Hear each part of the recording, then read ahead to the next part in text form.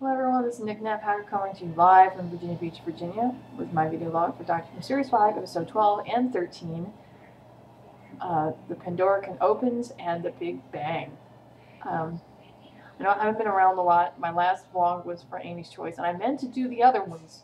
I meant to do Vincent and the Doctor and the Lodger and everything else, but I kind of got caught up with work and haven't really had time to sit down and do it. So,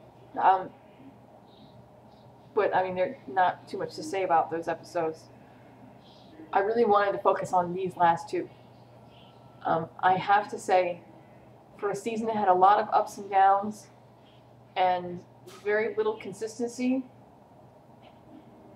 I have to say I was so unbelievably, not just surprised, floored, amazed, and generally without words to be found by these last two episodes. Moffat, I have to give my hat to Steve, because he was coming from 5 years or 4 years of Russell T of David Tennant, and there's a lot to live up to.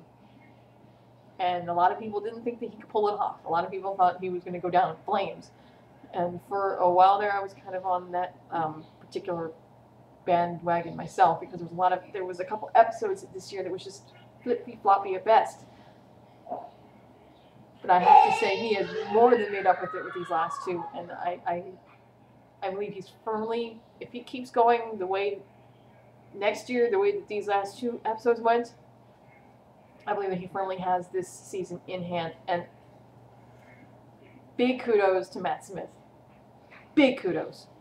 Because finally, for once in this whole 13 episode season, I finally got to see him display some real honest-to-God emotion. And I'm not talking about the whimsical, happy-go-lucky Doctor, but the actual down-and-dirty, oncoming storm, sadness, anger.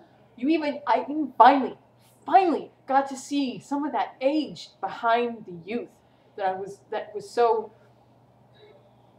easily seen the way David Tennant played it.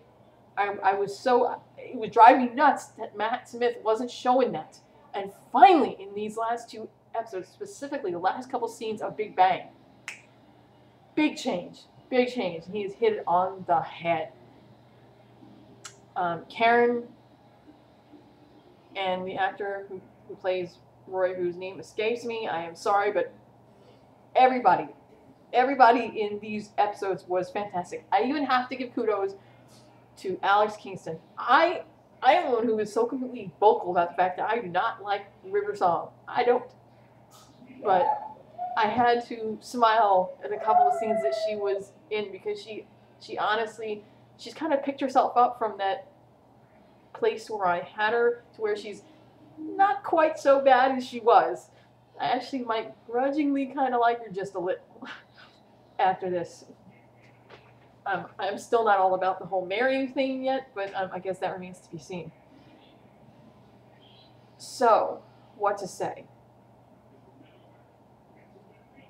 Everybody in this episode hit the nail on the mark. I mean, there's not one bad thing to at all say about their performances. They were absolutely, completely, and totally awesome. I mean, straight up awesome.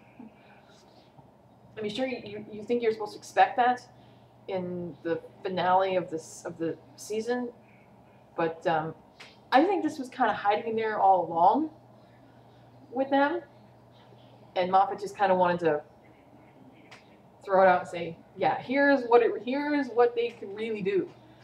So hopefully we'll see that caliber of performance in season 6.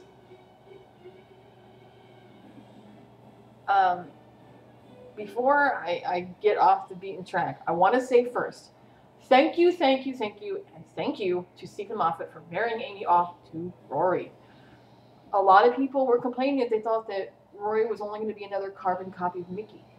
You know, and that whole longing for the girlfriend who won't ever come back because she's completely totally in love with the Doctor, especially after she